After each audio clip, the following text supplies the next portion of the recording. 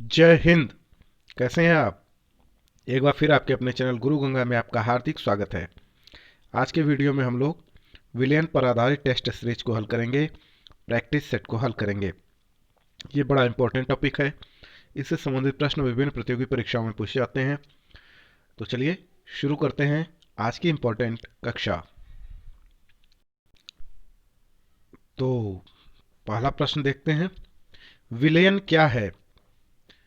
आपके पास ऑप्शन है ए, दो या दो से अधिक पदार्थों का समांग मिश्रण। बी कहता है दो या दो से अधिक पदार्थों का विषमांग मिश्रण। सी कहता है उपर्युक्त दोनों। डी कहता है इनमें से कोई नहीं। तो आपको बताना है कि इनमें से विलयन क्या है। जी हाँ, दो या दो से अधिक पदार्थों का समांग मिश्रण विलयन कहलाता है। ए ऑप्शन बिल्कुल ठीक है। विलयन से संबंधित निम्न में से कौन सा कथन सही नहीं है?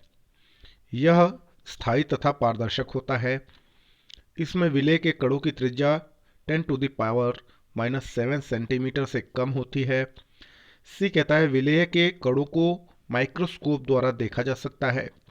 डी कहता है यह दो या दो से अधिक पदार्थों का समांग मिश्रण है। तो आपको बताना है कि इसमें से कौन सा कथन सही नहीं है। यानी तीन सही है, एक कोई सही नहीं है। तो देखिए, यह अस्थायी तथा पारदर्शक होता है, बिल्कुल ठीक है। इसमें विलेय के कणों की त्रिज्या 10⁻⁻7 सेंटीमीटर से कम होती है, यह भी ठीक है। यह दो या दो से अधिक पदार्थों का समांग मिश्रण होता है, यह भी ठीक है। विलेय के कणों को माइक्रोस्कोप द्वारा देखा जा सकता है, यह सही नहीं है ना। तो इस प्रश्न के लिए यही सही उत्तर होगा। निम्नलिखित में से कौन समांगी विलयन का उदाहरण है? ए, शर्करा का जल में विलयन। शर्करा का मतलब चीनी। बी कहता है सीमेंट का जल में घोल। सी कहता है मिट्टी का जल में घोल। डी कहता है इनमें से कोई नहीं। तो आपको बताना है कि इनमें कौन समांगी विलयन का उदाहरण है। जी, शर्करा का जल में विलयन समांगी विलयन का उदाहरण है। निम्न में से कौन सा विलयन जल विरोधी है? A, protein. B, starch. C, arsenic sulphide. D, इनमें से सभी।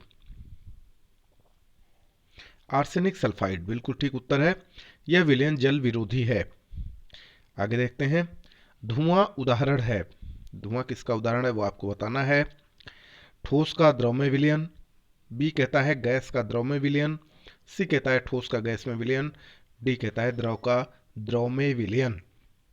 धुआं किसका उदाहरण है? जी हाँ, ठोस का गैस में विलयन इसी का उदाहरण है।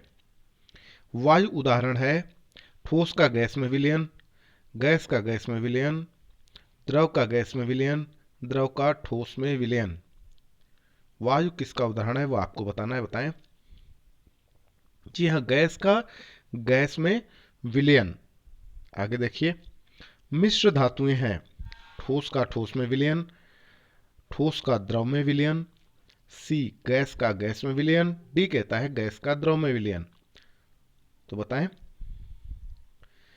मिश्र धातुएं होती हैं ठोस का ठोस में विलयन, बिल्कुल सही उत्तर है। देखिए, इसी तरीके के प्रश्न बनते हैं और पूछे जाते हैं। तो एक दो बार आप अभ्यास करेंगे तो आपको रटने की जरूरत नहीं होगी।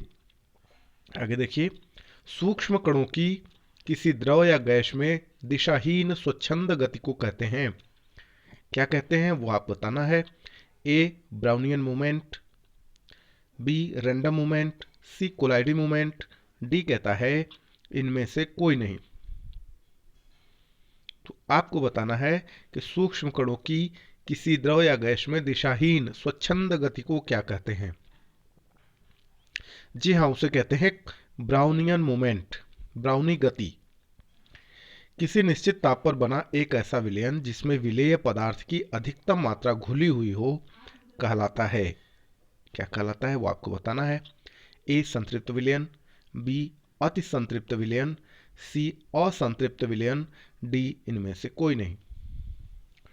तो किसी निश्चित ताप पर बना एक ऐसा विलयन जिसमें विलेय पदार्थ की अधिकतम मात्रा घुली हुई हो वो कहलाता है संतृप्त विलयन।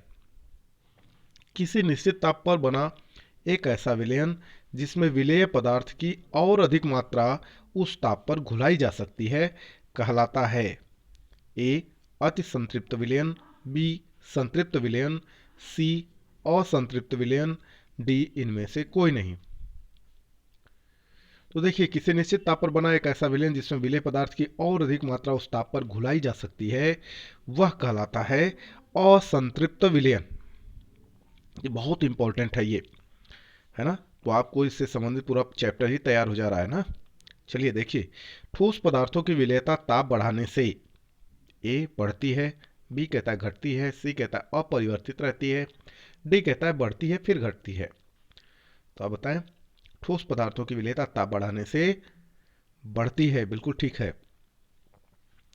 किसी द्रव में गैस की विलेयता ए ताप बढ़ने से अपरिवर्तित रहती है, बी कहता है ताप बढ़ने से घटती है, सी कहता है ताप बढ़ने से बढ़ती है, डी कहता है इनमें से कोई नहीं। किसी द्रव में गैस की विलेयता पर ताप का प्रभाव क्या पड़ता है वो आपको बताना है। तो बताइए, किसी द्रव में गैस की विलेयता ताप बढ़ने से घटती है, क्या होता है? घटती है। जी हाँ, सभी तनु विलयन होते हैं। अति संतृप्त विलयन, असंतृप्त विलयन, संतृप्त विलयन, इनमें से कोई नहीं। तो आपको बताना है कि सभी तनु विलयन कैसे होते हैं।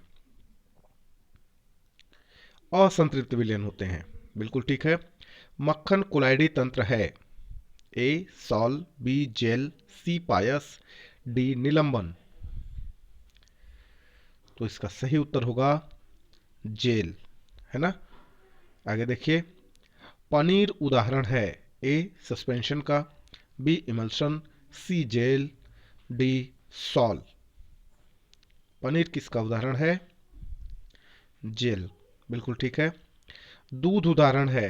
ए कोलाइडी विलयन का, बी विलयन का, सी इमल्शन का और डी कहता है वायु विलयन का। दूध किसका उदाहरण है?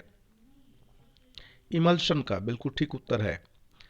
आगे देखिए, किसी विलयन का पीएच मान 6 है, इस विलयन में हाइड्रोजन आयन का सांद्रण होगा।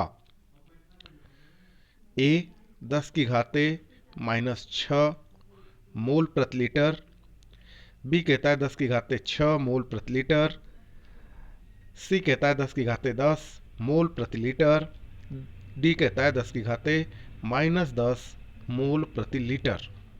आप जो देख रहे हैं सांद्रण की ये इकाई यम जो लिखा हुआ है, यह मोल प्रति लीटर होती है, ठीक ना। तो अब आप बताइए कि 17 का कौन सा सही होगा? जी हाँ, ए बिल्कुल ठीक है। 10 की घाते -6 मोल प्रति लीटर उस विलयन का सांद्रण, हाइड्रोजन आयन का सांद्रण होगा उस विलयन में। किसी विलयन में हाइड्रोजन आयनों का सांद्रण 10 की घाते -4 मोल प्रति लीटर है, तो उसमें हाइड्रॉक्सिल आयनों का सांद्रण होगा। ए 10 की घाते -14, बी कहता है 10 की घाते -4, सी कहता है 10 की घाते -10, डी कहता है 10 की घाते -4 मोल प्रति लीटर। बताइए। जी हाँ, 10 की घाते -10, बिल्कुल ठीक उत्तर है ये। क्षारीय विलयन का पीएच मान सदैव होता है। क्षारीय विलयन का पीएच मान हमेशा कितना होगा वो आपको बताना है। ए कहता है 7 के बराबर होगा, है ना, कि 7 से नहीं होगा, 7 के बराबर। बी कहता है 7 से अधिक होगा और सी कहता है 7 से कम होगा, है ना, यहाँ से रहेगा, कम होगा, है ना, और डी कहता है इनमें से कोई नहीं। तो आपको बताना है कि क्षारीय विलयन का पीएच मान हमेशा कितना होता है? 7 से अधिक होता है। कोई भी क्षारीय विलयन होगा तो उसका पीएच मान हमेशा क्या होगा? 7 से अधिक होगा। अम्लीय विलयन का पीएच मान सदैव होता है, कितना होता है वो आपको बताना है। ए कहता है 7 से कम, बी कहता है 7 के बराबर, सी कहता है 7 से अधिक और डी कहता है इनमें से कोई नहीं। तो बताइए। जी हाँ, अम्लीय विलयन का पीएच मान सदैव 7 से कम होता है। क्षारीय विलयन हो तो 7 से अधिक होगा, अम्लीय है तो पीएच मान 7 से कम होगा। और शुद्ध जल का पीएच मान कितना होता है वो आपको बताना है, हाँ? क्योंकि ये तो न्यूट्रल होता है, न क्षारीय होता है और न ही अम्लीय होता है। तो आपको बताना है शुद्ध जल का पीएच मान कितना होता है। ए 6.3, बी कहता है 6.8, सी कहता है 7 या 7.0 जिसको आप कह लेंगे, डी कहता है 7.2। बिल्कुल ठीक उत्तर है आपका।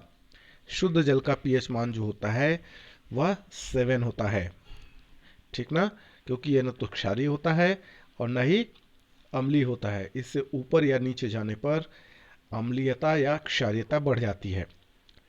साधारण विलयनों में पीएच का मान होता है, ए कहता है 1 से 7 तक, बी कहता है 6 से 12 तक, सी कहता है 0 से 11 तक, डी कहता है 0 से 14 तक। आपको बताना है कि साधारण विलयनों में पीएच का मान कहां से कहां तक होता है। जी हाँ, 0 से 14 तक होता है, 0 से 14 तक होता है। आगे चलिए। पर्पल ऑफ कैसियस निम्न में से किसका कोलाइडी विलयन है। A PT, B AG, C AU और डी सीयू यानी कॉपर, है ना। आपको बताना है पर्पल ऑफ कैसियस इसमें से किसका कोलाइडी विलयन है, तो वह है एयू का, है ना। कोलाइडी रसायन का जनक किसको माना जाता है, बहुत इंपॉर्टेंट प्रश्न है, कई बार आया हुआ है। कोलाइडी रसायन का जनक किसको माना जाता है। ए चैडविक, बी फैराडे, सी ग्राहम, डी रदरफोर्ड। तो इसका जो सही उत्तर है वह है ग्राहम। कोलाइडी रसायन का जनक ग्राहम को माना जाता है। दूध एक ऐसा कोलाइडी तंत्र है जिसमें, ऑप्शन आपके सामने है, पानी को वसा में परिक्षेपित किया जाता है, बी कहता है वसा को पानी में परिक्षेपित किया जाता है, सी कहता है वसा घुल जाती है, डी कहता है वसा तथा पानी एक दूसरे में परिक्षेपित हो जाते हैं। तो आपको इसका सही उत्तर बताना है। दूध एक ऐसा कोलाइडी तंत्र है जिसमें क्या होता है। जी हाँ, वसा को पानी में परिक्षेपित किया जाता है, वसा को पानी में परिक्षेपित किया जाता है। तो यह वीडियो पूरा हुआ। यदि ये वीडियो आपको पसंद आता है तो इसे लाइक जरूर करें, अपने मित्रों में शेयर करना ना भूलें, और आप चैनल पर नए हैं तो चैनल को सब्सक्राइब करके बेल आइकन को प्रेस कर दीजिए ताकि प्रत्येक इंपॉर्टेंट वीडियो की नोटिफिकेशन आपको भी समय से मिलती रहे। और इस तरीके के हमने बहुत सारे प्रैक्टिस सेट्स बना रखे हैं, बहुत सारे वीडियोज बना रखे हैं अलग अलग विषयों पे, और उन सबके लिंक इस वीडियो के डिस्क्रिप्शन बॉक्स में दिए गए हैं। आप वहाँ पे क्लिक करके तैयारी कर सकते हैं, प्रैक्टिस कर सकते हैं, है ना। तो चलिए फिर मिलते हैं अगले इंपॉर्टेंट वीडियो में, तब तक के लिए आप सभी लोगों को जय हिंद।